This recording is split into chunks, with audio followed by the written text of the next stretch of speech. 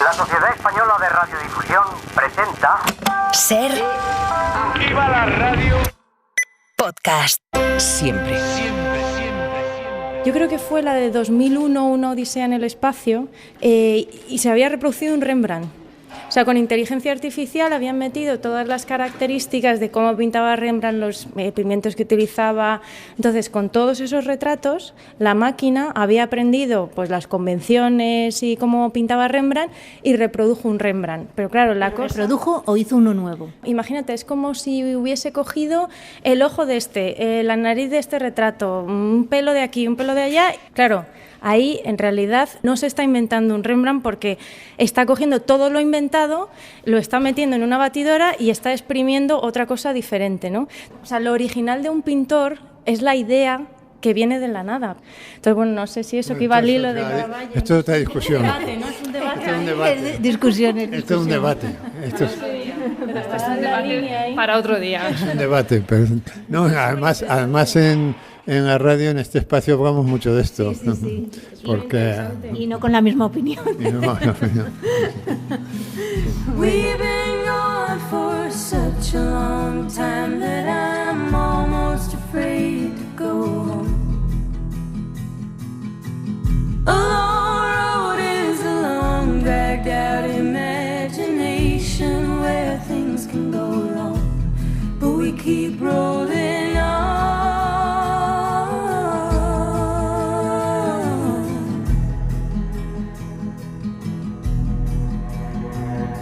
No, doctor, but if I was guessing, I'd say it was just growing pains.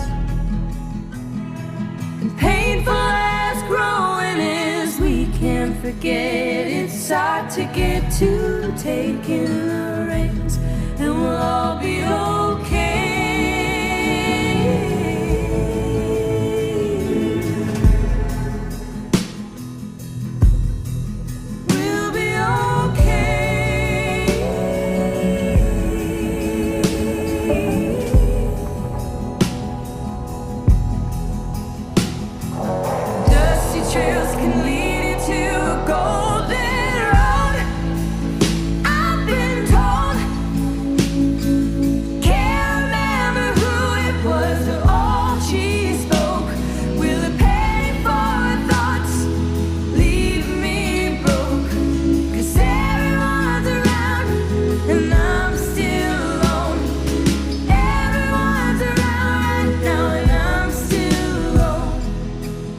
Juanjo Millás, ¿cómo estás? Buenos días.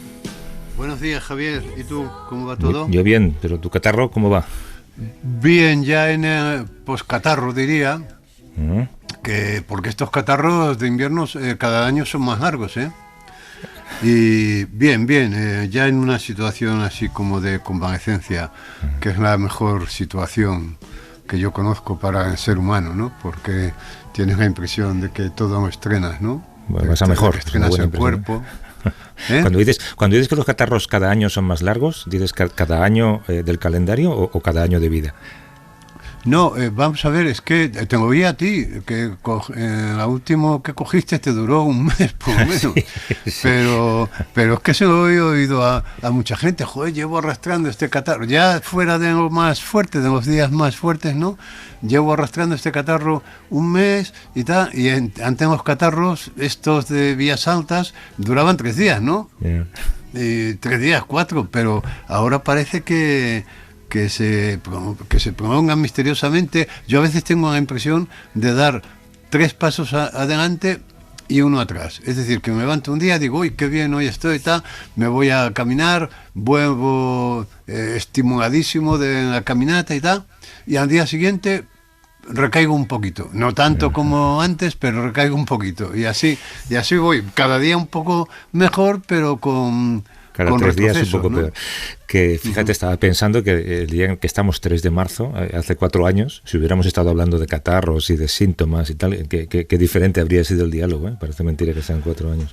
Claro, y vete a saber si a lo mejor yo he tenido una gripe atenuada al estar vacunado.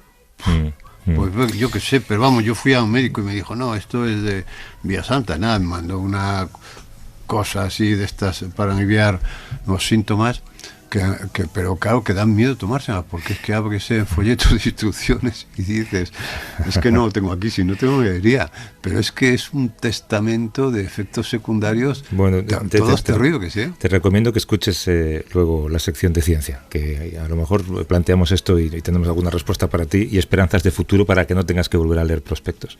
No, yo te digo que no, fíjate, no los leo, pero a este por alguna razón dije, voy a echar un ojo al tamaño. Y era, no te puedes imaginar. Sí, puede provocarle a usted votar a Vox en el futuro, ¿no? Cualquier cosa. Son alargadísimos y además efectos secundarios en la vista, en el oído, en el estómago. O sea, quiero decir que en todas partes, ¿no? Entonces yo ya no leo, yo me pregunto al médico, ¿tiene efectos secundarios? Y me dicen no, siempre dicen que no los médicos. Pero claro, la verdad es que sin ese prospecto no tengo tomas, porque tengo tomas con una aprensión tal que en fin, esto antes en los prospectos antiguos no pasaban, los laboratorios corrían riesgos, ¿no? Decían, venga, pues vamos a ir, pero bueno. Que, oye, yo no sé si en este estado de convalecencia en el que estás, que también produce, por lo que cuentas, una cierta euforia en algunos momentos o un cierto bajón en otros, has seguido un poco la información de la semana. Claro, hablamos aquí tantas veces de la demonización, no de la política, sino de determinados políticos y de comportamientos políticos, o de esos políticos sin otro oficio que el de ser políticos, ¿no? Y intentas mantener esa imagen digna y de repente surgen estos fantasmas, estos personajes, ¿no? Como los de esta semana, que son de novela más que de realidad, y no deberían haber salido de la ficción, pero parece mentira que sigan existiendo, ¿no? Bueno, lo que pasa es que nos asombramos, pero la corrupción viene siendo el estribillo de la vida ciudadana desde el inicio de la democracia. Quiero decir que si analizamos cada cuánto salta un caso de corrupción en el mundo de la política relacionado con asuntos económicos, vemos que saltan con una regularidad pasmosa, ¿no? O sea, no una vez en la derecha, otras en la izquierda, pero eso es como un estribillo. Es decir, nosotros estamos en la canción de la vida cotidiana, que incluye la subida de tipos, el precio de la vivienda, la cesta de la compra, que ha subido en un año el 20%, me parece, o el 21%, ¿no? Estamos en la canción de las desigualdades, que no hacen más que ganar. Ayer vi, o antes de ayer, una compañía de la luz que se vanagloriaba, su presidente, de que habían ganado un 21% y decía que en fin, que esto era magnífico, pero claro, ese 21% que habían ganado, que era un beneficio récord, había supuesto que en muchas casas se había pasado frío, es decir, que cuanto más beneficios...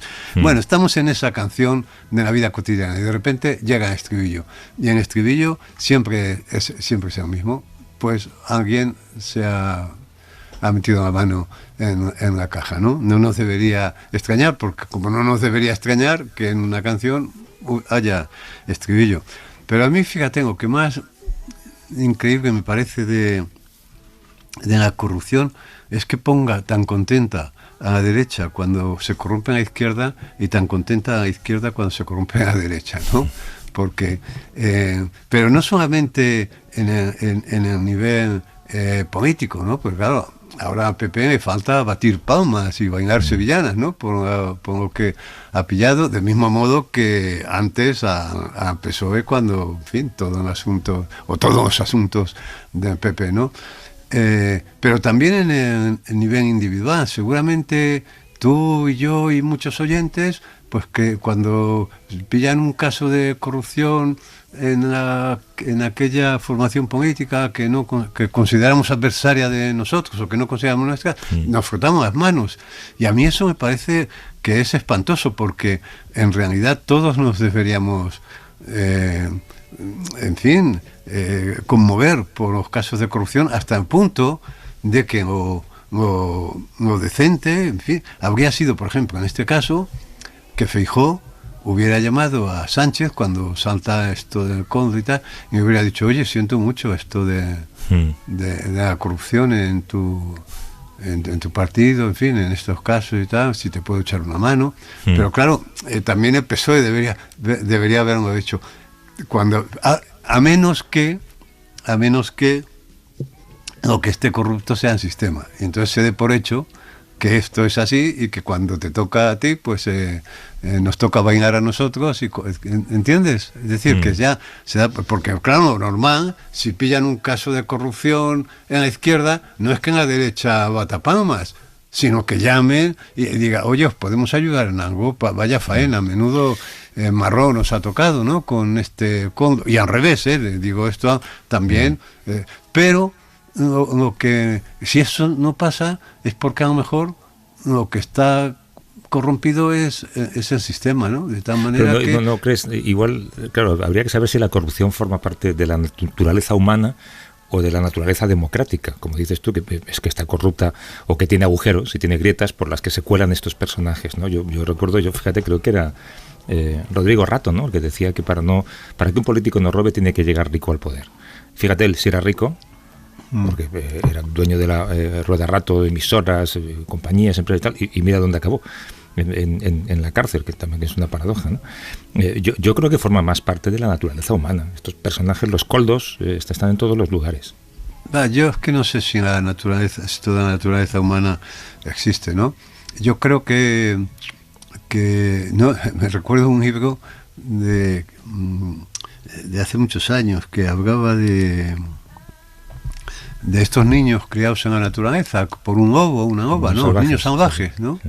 Y que decía que este libro estaba traducido por Sánchez Ferlosio y contaba un caso famoso de Francia, no me acuerdo si la película de Truffaut, seguramente, ¿no? Sí, en la película de Truffaut, exactamente.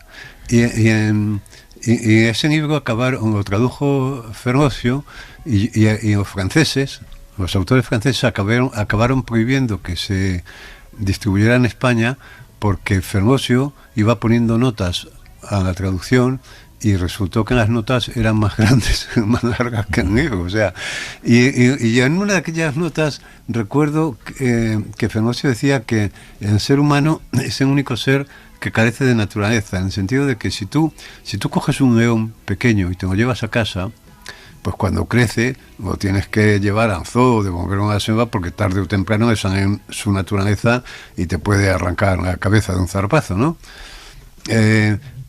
Pero el ser humano se adapta, quiero decir, si lo cría una ova, se vuelve un lobo, si lo cría, es decir, que esto de la naturaleza humana, yo creo que no dice nada, que está más en el sistema, en cómo tenemos montado el sistema y en la relación que tenemos con la política, porque ya te digo, esto de que ahora mucha gente, pero te lo digo en el nivel individual, que a mí mismo me puede, lo he hecho como reflexión personal, me puede haber pasado, ¿no? Ahora mismo decir, a ver si pillan a no sé quién en la derecha y tal.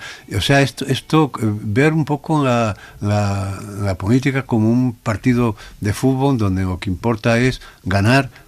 Y no importa qué precio, si alguien mete un gol con la mano, dicen, bueno, ha sido la mano de Dios y tal, ¿no? Porque si no, lo normal es que cuando surgiera un caso de corrupción, pues todos los políticos se pusieran, se solidarizaran con el partido donde ha aparecido corrupto. Oye, pobrecitos, mira que si necesitáis algo, ¿sabes? Pero claro, eso no sucede, primero por esta concepción que tenemos de la vida política, y segundo porque seguramente la corrupción está infiltrada de tal manera que se ha llegado a un acuerdo implícito que es, oye, cuando te toque a ti te machaco, cuando me toque a mí me machacas, porque cuando digo corrupción digo en todos los sentidos, digo también en los aparatos del Estado, en los aparatos judiciales, porque a mí, por ejemplo, no me cabe en la cabeza que, yo qué sé,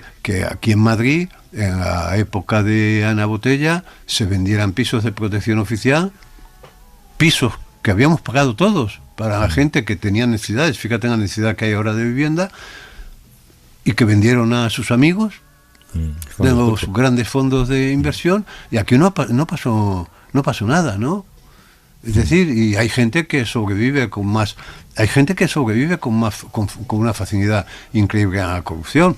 Yo, desde el punto de vista judicial, parece que no había corrupción en el hecho de que el hermano de Isabel Díaz Ayuso, es decir, el hermano de la presidenta de la Comunidad de Madrid, ganara dinero vendiendo mascarillas. Bueno, pues a mí esto que quiero que te diga, que me parece una forma de corrupción de esta que está infiltrada en esto, pero ¿cómo es posible que gane dinero el hermano de la presidenta vendiendo mascarillas, ¿no? Sí, ¿cómo es posible que alguien de la noche a la mañana se convierta en intercambiador de mascarillas? Claro, entonces te digo que es una situación muy anormal, porque siempre hay alguien que se alegra cuando y debería ser al contrario, todos nos deberíamos entristecer. Sí. Oye, pero ahora que has mencionado esto también de los pisos en Madrid y tal, el asesor, o sea, asesor, es que asesor me parece que es una palabra demasiado grande, Koldo, Koldo son 3 millones y se dedicó a comprar pisos. ¿A ti te caen 3 millones en dinero negro? Bueno, lo primero, no sé, ¿dónde los escondes?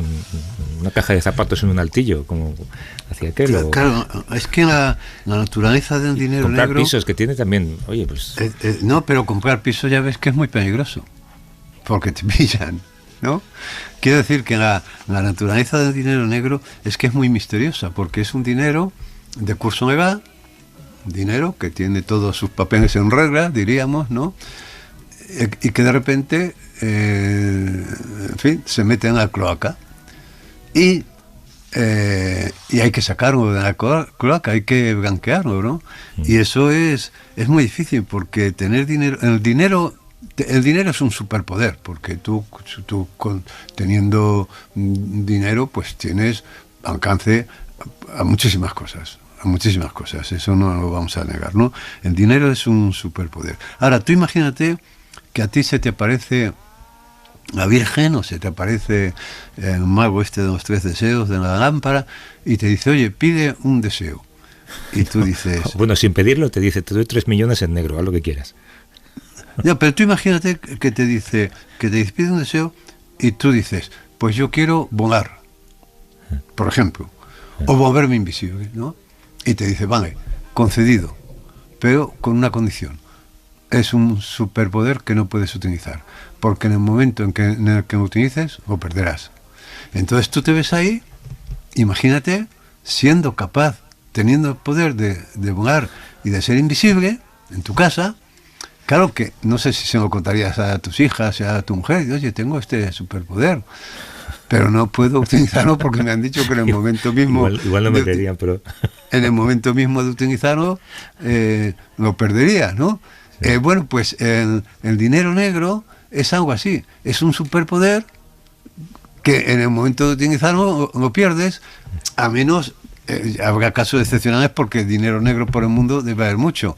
Quiero decir que a lo mejor si eres el rey emérito, que tiene cuentas por ahí no sé dónde, bueno, pues puede convivir con ese dinero negro, o si eres, yo qué sé, un experto en finanzas, un banquero, un esto, pero claro, si eres un piernas, que la mayoría de la gente pues somos piernas, ¿no?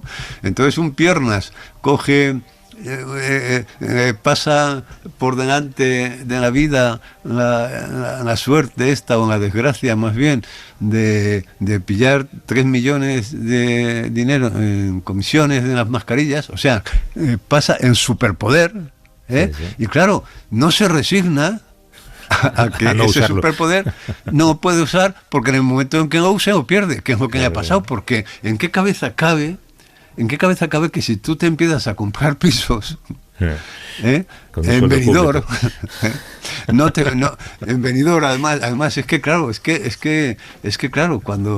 cuando se es... Si es que te lo han hecho. Si es que cuando se es de clase media, pues tus ideas son de clase media. O sea, es un disparate, ¿no? Todas tus ideas.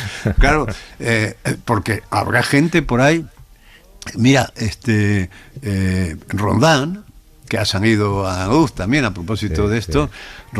De Rondán se decía Yo creo que no, pero bueno, José María Irujo, que sabes que fue periodista sí, destapó, sí. del País, entonces del Mundo, creo que fue el que destapó el caso de Roldán. José María Irujo, hasta yo creo que si me preguntas ahora, mantiene que Roldán se murió teniendo enormes posesiones. Por ahí fuera... Nunca se encontró el dinero. ¿Sí? No, pero él vivió modestamente. Yo lo vi muchas veces, él vivía modestamente porque estaba tan vigilado que en el momento en que gastaba, él tenía lo justo para vivir, y en el momento en que gastaba 1.000 euros más, estaba Hacienda encima, ¿no? Es decir, que a lo mejor se ha muerto dejando una fortuna. Tenía ese superpoder, el superpoder de ser millonario, pero era un superpoder que si lo utilizaban lo perdía. Y entonces esto es realmente paradójico, ¿no? Es decir, tú imagínate que yo fuera capaz de volar, capaz de volverme invisible, capaz de yo qué sé, de convertir el carbón en diamantes, ¿no? Pero que la divinidad que me hubiera concedido esto me hubiera dicho, pero si lo utilizas, en el momento de utilizarlo, lo pierdes. Pues entonces, a Dios se le olvidó decírselo a Coldo, ¿eh? A Coldo no se claro, lo dijo. se me olvidó, a divinidad se me olvidó, sí. Pero claro, en la tentación de decir, bueno, a ver qué pasa, ¿no? Pero, y yo me pregunto, ¿y yo qué haría? ¿Yo se lo diría a mi familia? O claro, me tomarían por loco. ¿Dónde te comprarías tú? ¿Dónde te comprarías pisos tú? Venga, convierte en diamante el carbón. No, es que no puedo, porque en el momento de... Mira, me viene a la memoria que en un libro, hace muchos años, fíjate, que publicó Juan Luis Cebrián sobre la experiencia de la creación del país, ¿no? del nacimiento del país, en algún momento decía esta frase que se me quedó grabada. Decía, el periodismo te proporciona un poder que pierdes en el momento en el que lo utilizas. Y es verdad, vamos a ver, es verdad, debería ser verdad. Quiero decir que hay muchos periodistas quiero decir, efectivamente, el periodismo te da un poder. Si nosotros utilizáramos este espacio para un beneficio personal, por ejemplo, o tú y yo quisiéramos una promoción oculta de que habláramos aquí, pues como muchas veces hemos hablado, pues yo qué sé, del Corte Inglés o de no sé qué, y que estuviéramos cobrando por ello sin que la casa no supiera, ¿no? Entonces estaríamos utilizando un poder que perderíamos en el momento mismo de usarlo, porque ya nos corromperíamos, ¿no? O sea, quiere decir que es verdad que el periodismo da un poder. Bueno, pues hay situaciones así de paradójicas en la vida, ¿no? De tener cosas que no puedes utilizar. Entonces, el poseedor de dinero negro es un personaje que, claro, que tiene el dinero ahí guardado en un armario, y dice, Dios mío, lo que tengo yo aquí... Me gustaría a mí tener pisos en Benidorm, ¿no? Y no puedo. Claro, lo que tengo yo aquí, pero claro, esto supongo que son las pobres gentes, ¿no? Que no tienen ni imaginación ni medios porque me imagino que en las altas finanzas habrá gente que blanqueará el dinero sin ningún que el proceso de blanqueamiento tiene gracia, ¿no? Es cómo convertir un dinero que es ilegal en dinero legal. Bueno, pues debe haber medios, pero claro, si eres un piernas, claro, que por cierto, a mí me ha llamado, no sé si te ha llamado, tiene atención, que haber leído muchos artículos y muchos comentarios en el sentido de como una queja de que la gente pillada en este último estribillo, ¿no? En esta última corrupción, era gente con poca clase, ¿no? Y entonces me pregunto yo si como sociedad nos gustan también los delincuentes de clase alta. Es decir, nos gusta más Rato que Coldo. Es decir, porque hay una queja por ahí, entonces de que son chusco, gente, ¿no? De que son gente con poca clase, ¿no? Entonces hay como una queja ahí que tú dices, bueno, y si fuera... Claro, bueno, tú fíjate, yo no creo que Kondo salga a la calle y se encuentre con 2.000 personas aplaudiéndome, pero el rey emérito viene a Galicia y se encuentra con gente en las aceras aplaudiéndome. O sea que a lo mejor sí hay esta cosa social de que no nos importa que usted se corrompa, pero hombre póngase usted una de clase corbata, alta, ¿no? póngase una corbata como Dios manda, exprésese bien, ¿no? Haya leído bien, ¿no? a Stefan Zweig, por lo menos, ¿no? Bueno, oye, que hace un par de semanas, de hecho el día que entraron los tractores en Madrid, os fuisteis al Museo del Prado, porque Arzuaga te había recomendado un departamento en el que hacen dos de las cosas que más te gusta, que es investigar el proceso creativo y descubrir el lado oculto de las cosas. Y esto es lo que pasó. La primera esquinita a la izquierda, ¿vale? Y preguntáis ahí en la... ¿En información? Sí. Gracias. Vamos a ver la parte de atrás del museo también. La trastienda. La trastienda. Pues ¿dónde estamos? ¿Dónde hemos llegado? Este es el laboratorio de análisis y este es el gabinete de documentación técnica. Y que aquí hacemos los análisis físicos de las obras y aquí los químicos. Física y química tenemos. Física y química, esas asignaturas que tanto nos gustaban. Tanto nos gustaban. Sí. Hola. Hola Inma, ¿qué tal? Soy Paqui y Juanjo. Hola Laura. ¿Y cómo? O sea, se estudia su estado físico. La tecnología de la obra, los materiales y procedimientos que han utilizado para hacer las piezas y luego también su estado de conservación, claro, para determinar criterios de intervención para los talleres de restauración. ¿Todos los cuadros del museo pasan por aquí en algún momento? Bueno, yo calculo que a lo largo de estos años, cuando empezamos en 1979, pues habrán pasado por el Gabinete de Documentación Técnica aproximadamente unas 2.500 obras, ¿eh? Pero también estudiamos cuadros que vienen de procedencia de fuera y de eso llevamos estudiadas aproximadamente unas 1.000 obras. Aquí en este departamento, en esta habitación en la que estamos, entra un cuadro y se hace un chequeo completo como cuando uno va a un médico, ¿no? Bueno, se podría hacer ese paralelismo en un momento dado, sí, claro, depende de las preguntas que se nos hagan, las respuestas van encaminadas en una dirección o en otra. A lo mejor la pregunta es, ¿el paciente clínico cómo se encuentra? O este paciente, ¿qué características tiene? ¿Qué edad tiene? ¿Cuándo nació? Bueno, son distintas preguntas. Las preguntas nos vienen dadas o bien por los conservadores que estudian la técnica original o bien por los departamentos de restauración que antes de intervenir necesitan saber cómo se encuentra el paciente, por así decirlo. O sea, con una radiografía puedes ver cuál era la idea que tenía el pintor para hacer un cuadro y cómo ha terminado. ¿No? El primer dibujo que hizo, cómo fue cambiando ese dibujo, cómo lo fue coloreando encima, cómo fue cambiando de composición, si quería. Se puede llegar a todo, absolutamente. Vaya. Bueno, no, a todo sería quizás demasiado ambicioso, pero sí que nos podemos meter un poco en el germen creativo del artista cuando estaba haciendo la obra.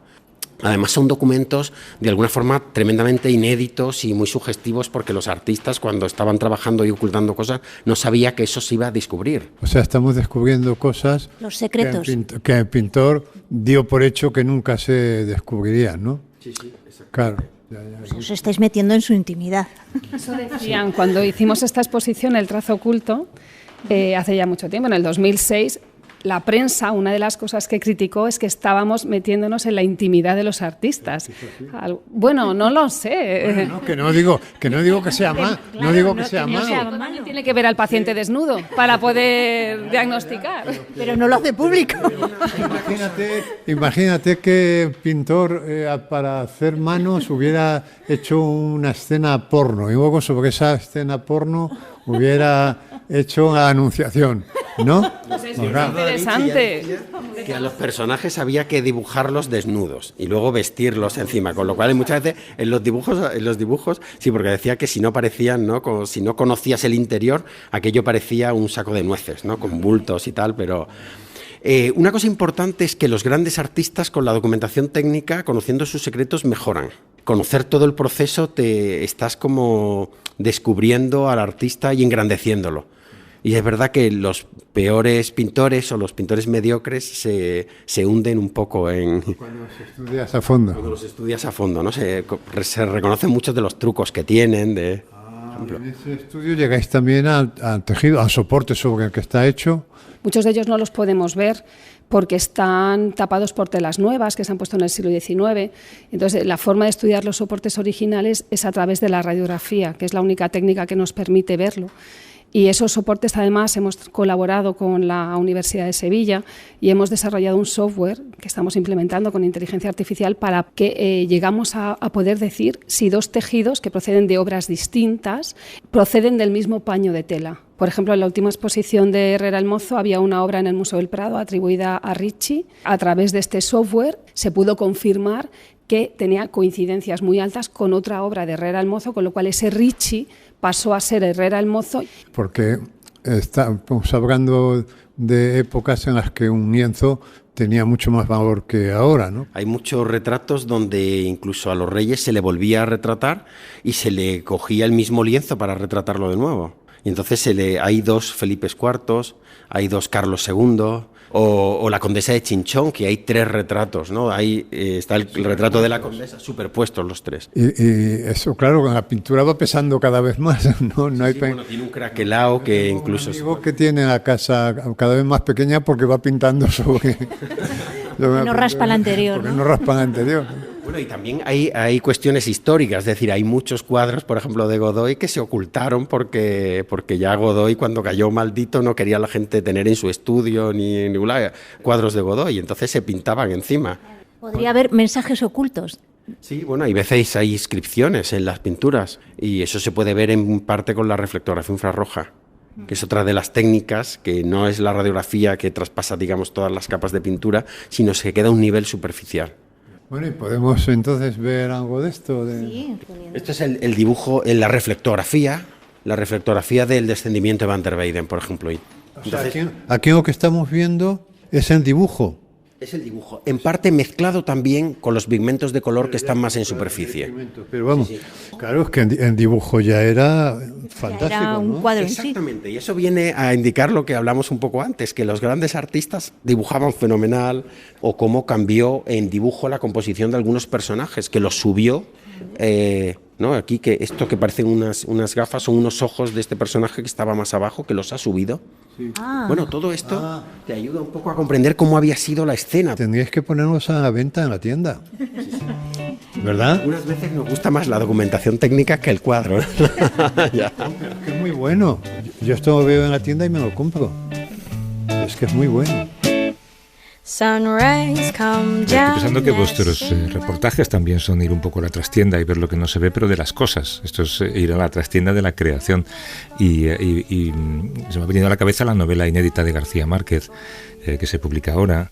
Y ¿qué pensarías tú si alguien ahora de repente, yo qué sé, pues con técnicas de radiografía, cuando tú no estés, pues saca las ideas que tuviste para determinada novela antes de que dieras forma a esa novela, ¿no? Y igual no te apetece.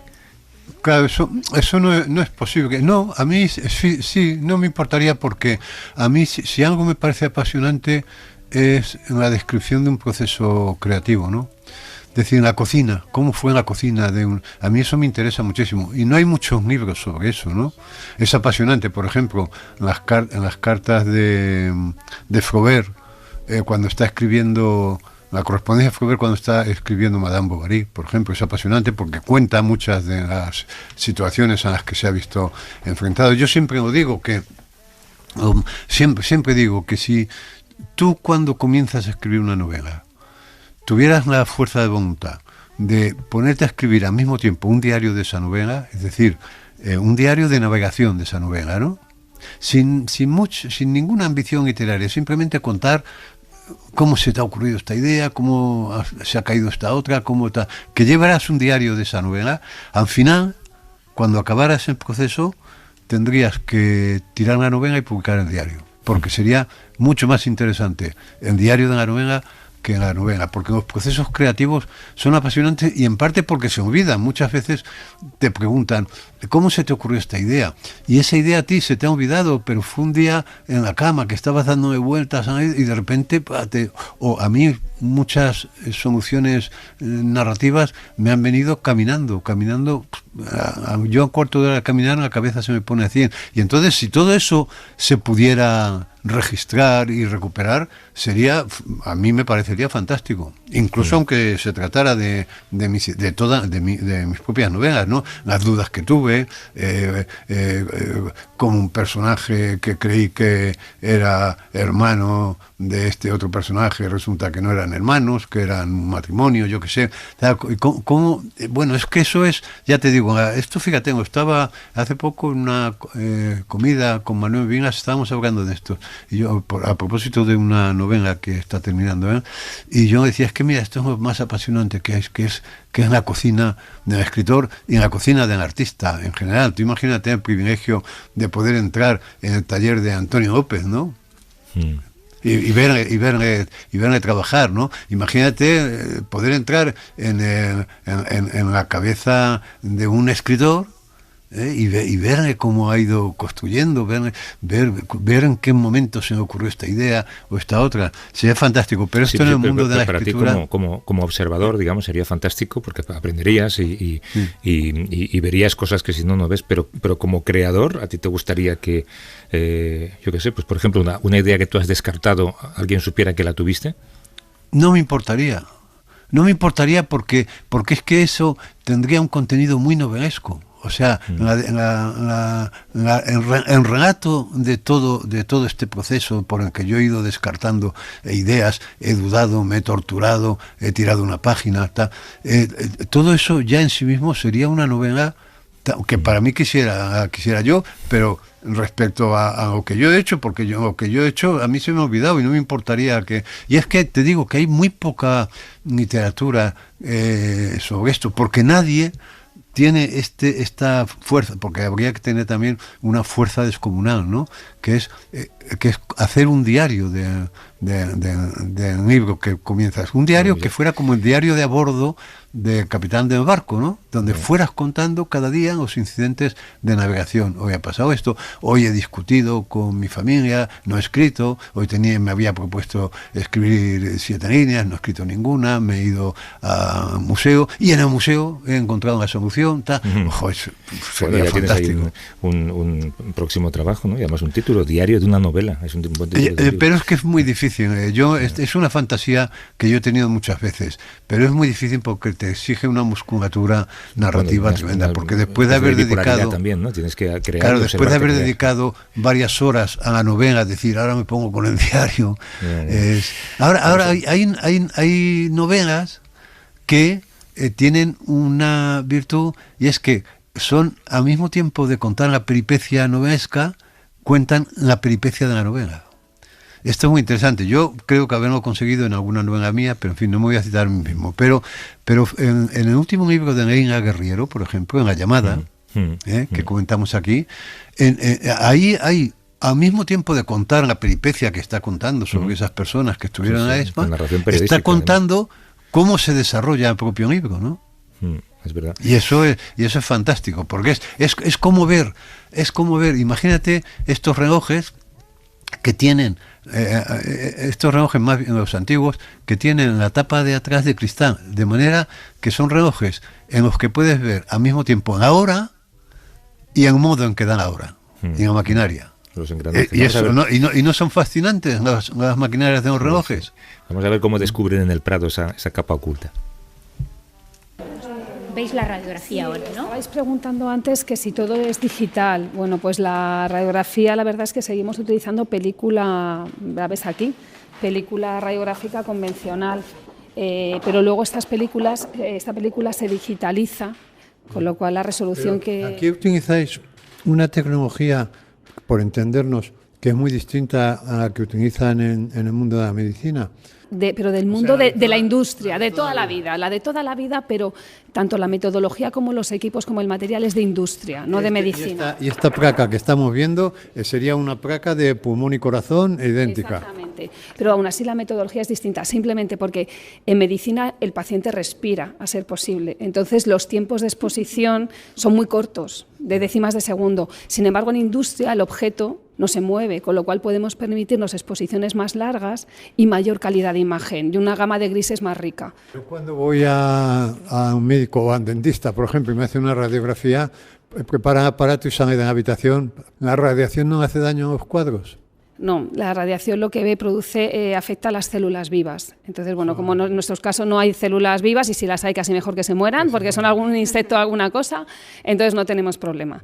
No hay problema. Y luego, en cuanto a la otra técnica, el museo acaba de adquirir un tomógrafo también para poder hacer videoradiografía, radiografía en 3D y luego cortes transversales de esas piezas. Eso es como los tubos esos en los que te metes. Lo que pasa es que volvemos a cogerlo del campo de industria. Que a mí me da una claustrofobia tremenda. Pues ya sabes dónde puedes venir a hacerlo y a lo mejor aquí te da menos. Si dejar de respirar, claro. Mira, ¿tú qué ves aquí en esta radiografía? A ver ese ojo. Espérate, a ver. Te la voy a colocar en la dirección para ayudarte un poquito. Aquí, ahora parece que estamos en una clínica porque la coloca... La colocamos en un cristal para que pase la luz. No le muestres. A ver, ¿qué ve él? Espérate, a ver. De momento es que no veo nada. Que no le des pistas. Una espada, exactamente, una espada. Sí, es que claro, tú me has equivocado porque me has dicho un ojo y estaba... No, perdona, yo que he dicho un ojo, yo no he dicho nada. Has dicho no sé qué de un ojo. No, he dicho a ver qué ojo tienes. Yo he dicho a ver si ves en ojo. Y claro, estaba intentando ver un ojo aquí. Es una espada con empuñadura, ¿no? ¿Y la cara? La cara... ahora sí. Claro, ahora que te lo ha mostrado Laura. Sí. En cambio, no sé si veis dos narices. ¿Qué? ¿Dos narices? Ah, sí, es verdad. Ha desplazado el rostro. Hay dos narices. Aquí hay un ojo y aquí hay otro ojo. Claro, es que en las radiografías las leen los expertos. Puestas en el negatoscopio si queréis verlas. Bueno, esto son pruebas realmente, no son radiografías definitivas, sino son pruebas que hacemos de una pequeña zona, por ejemplo, que es como lo más evidente. Es como fantasmagórico, ¿verdad? Sí. Claro, tiene dos caras. No sé si veis como un tejido que describe una diagonal, que es lo que denominamos nosotros terliz. Y todas las marcas que se han generado en el lienzo durante esa preparación y que nos van a hablar también del borde de donde estaba el cuadro. Aquí veis las guirnaldas de tensión, de dónde estaba el bastidor. ¿Y huellas digitales del pintor? Sí. En ocasiones también, por ejemplo, cuando estudiamos Van Dyck, vimos también que había marcas de huellas digitales en los bordes de los lienzos muchas veces. No sé si veis el perro que estaba ubicado en la escena de Goya, lo han desplazado y de hecho la marca del bastidor original sería esta, ya no lo tiene este bastidor, pero veis cómo continúa en el perro esta marca, con lo cual, A ver si lo entiendo.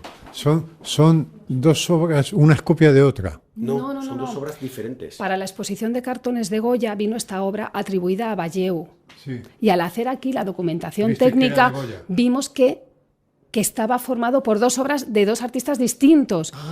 A la izquierda Téllez y a la derecha Goya. Y de dos habían hecho una. De hecho, estas dos obras se daban por perdidas.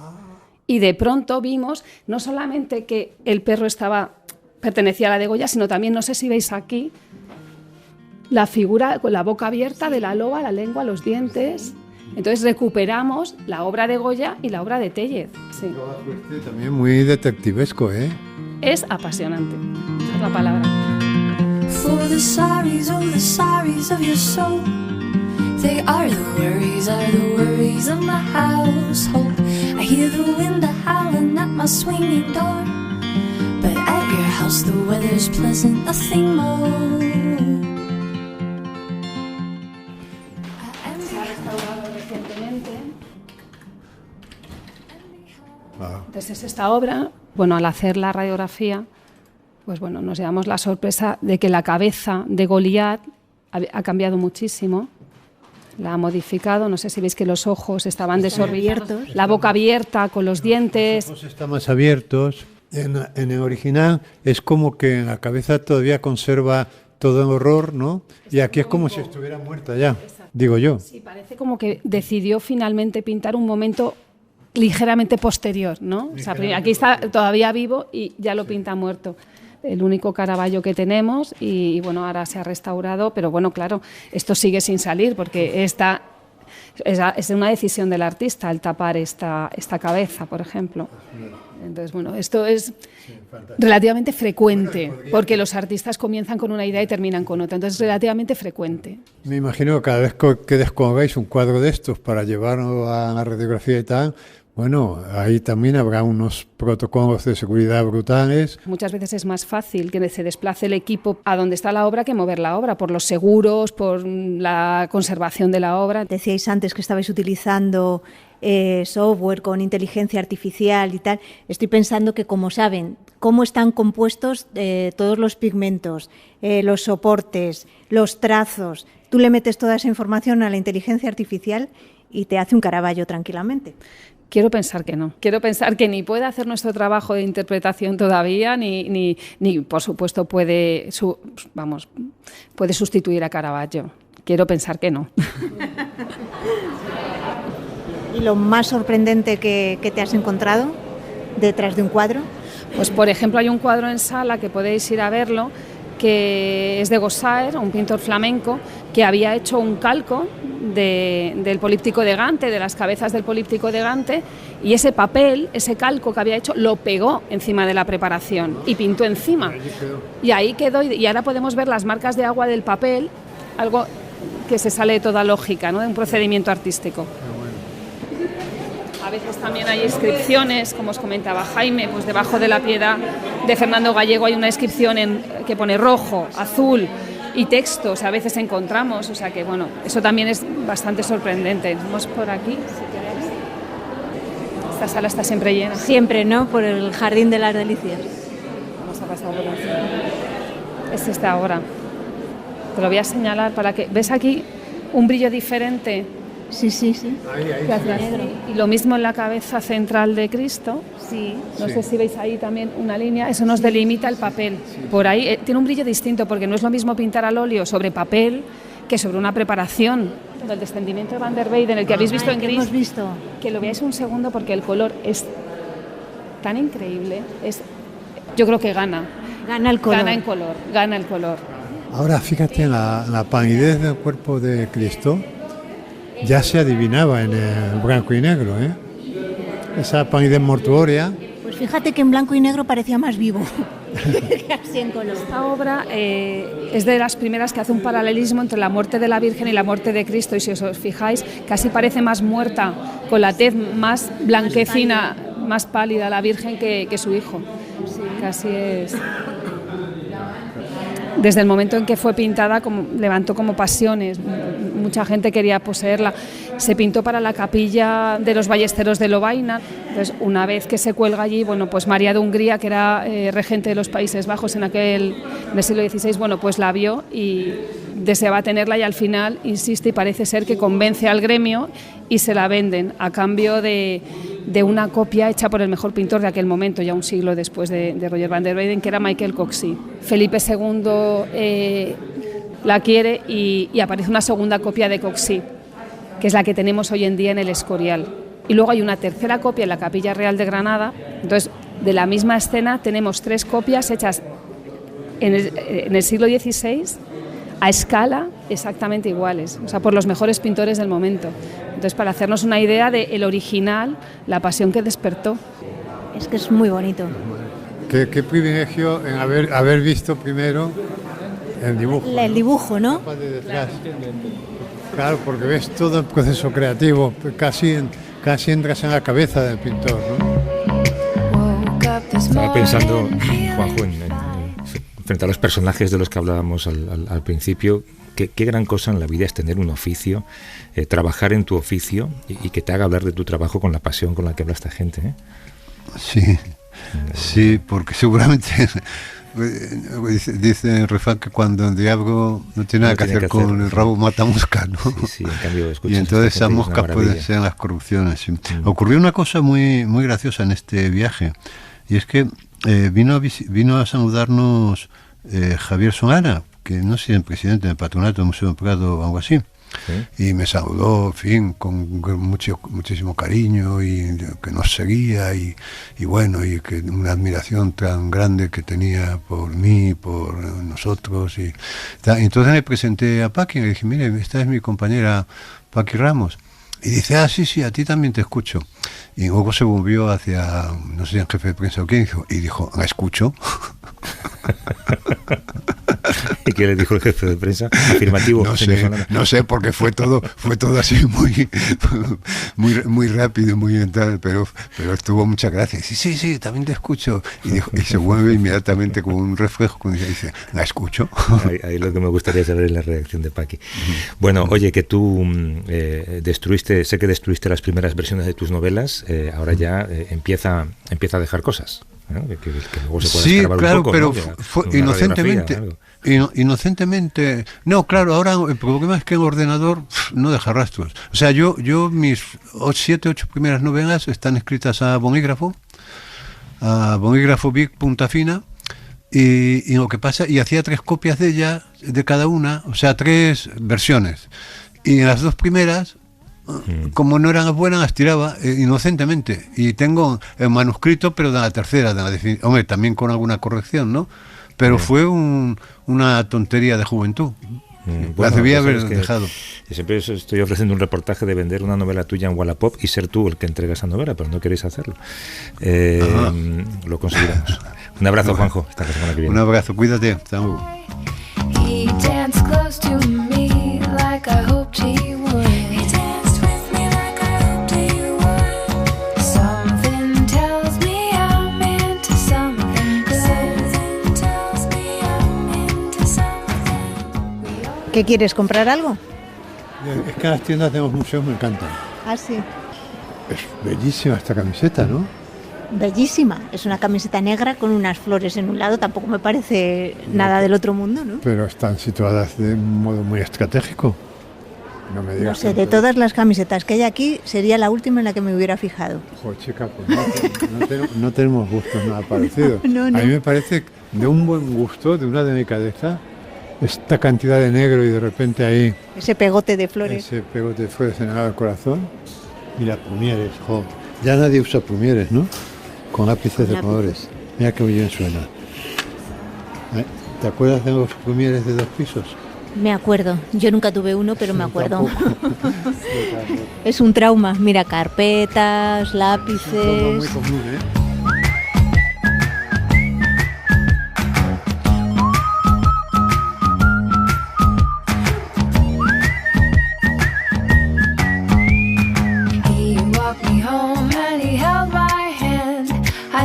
Couldn't be just a one-night stand.